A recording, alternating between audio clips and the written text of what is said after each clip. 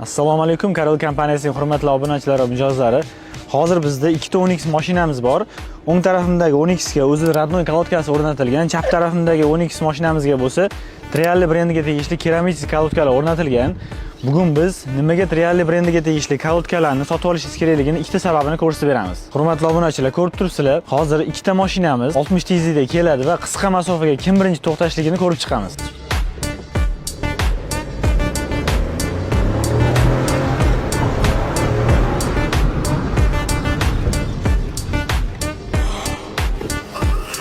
Xo'p, mana akalar, o'zining radnoy kalotkasida mana shu yergacha to'xtadi. Hozir ikkinchisini ko'ramiz.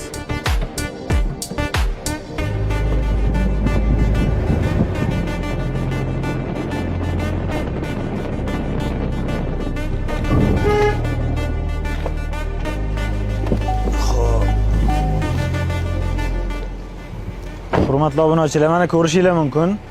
Trialli kalotkasida mana shunaqa to'rimiz. Mana ko'rishinglar mumkin, mashinamiz deyarli bir kuzov orqaga to'xtadi.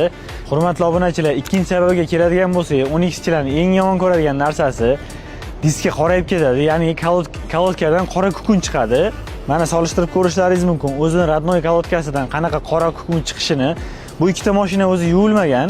Bunisida bo'lsa Trialli kalotkasi hech qanaqa kukun chiqmagan, toza holatda turibdi. Hurmatli obunachilar, keyingi videomizda Trialli brendiga tegishli oporniy diskalarimizni xuddi shunaqa sinovdan o'tkazib ko'ramiz. Agar sizga qiziq bo'ladigan bo'lsa, kommentariyaga plyus belgisini qoldiring.